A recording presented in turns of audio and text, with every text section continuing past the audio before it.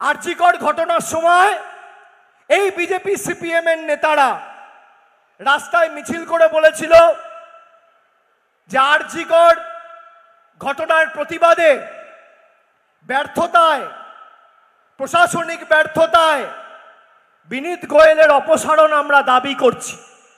তাহলে আরজিকরের ব্যর্থতার কারণে কলকাতার নগরপাল বিনীত গোয়েলের অপসারণ যারা দাবি করে, সেই মহান আত্মারা কেন আজকে পহেলগামে কেন্দ্র সরকারের ব্যর্থতার কারণে অমিত শাহ এবং আইবি ডিরেক্টর তপন ডেকার আপনারা ইস্তফা দাবি করছেন না? সে প্রশ্ন তো আমাদের মনে উঠছে। আপনারা বলুন, পেহেলগাম হয়েছে 22শে এপ্রিল, 26 জন 25 জন দেশের নাগরিক আর একজন নেপালের নাগরিক, 26 জনকে 4 জন বর্ডার পেরিয়ে পাকিস্তান দিয়ে হাতে করে AK-47 নিয়ে ঢুকে দিনের আলোয় গুলি করে ঝাঁঝরা করে মেরে দিল। তুমি যত আঘাত করবে তৃণমূল কংগ্রেস দলটা তত শক্তিশালী হবে।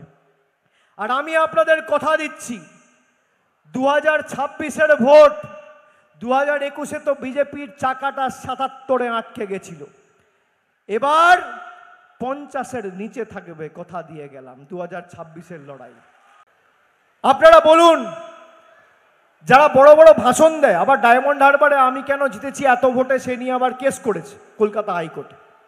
আমি বিজেপির নেতাদের বলি, কি দরকার এসব করার? তোমরা নিজেদের মতো ঠিক করো ডায়মন্ড হারবারে কে দাঁড়াবে।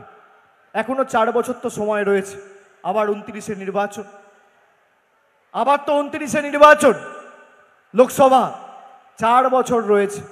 4 বছর বসে ভালো করে ঠিক করো কে দাঁড়াবে। আমি কথা দিচ্ছি, এই যে ব্যবধান, 1 ভোট হলেও ব্যবধান বাড়াবো, মানুষের উপর আমার আস্থা রয়েছে। 7,10,000-এর বেশি ব্যবধান, 2029-এর ভোটে আমরা এই ব্যবধানকে 8 লক্ষ করব। অনেকে অনেক কথা বলেছিল যে ডায়মন্ড হারবারে তৃণমূলের পায়ের তলার মাটি সরে গেছে, ডায়মন্ড হারবারে তৃণমূলের সংগঠন দুর্বল হয়ে গেছে। 2021-এর নির্বাচনে আমাদের 2 জন সহকর্মীকে, মানে সিটিং এমএলএ ছিল, তাদেরকে নিয়ে গেছিল দলটা ভাঙার জন্য, একটা দীপক হালদার আর একটা সোনালী গুহ, নিয়ে বলেছিল দেখো ডায়মন্ড হারবার থেকে সাফ করে দিয়েছি অভিষেককে, তৃণমূল সাফ। তারপর কি হলো? তাদের বাড়া ভাতের ছাই।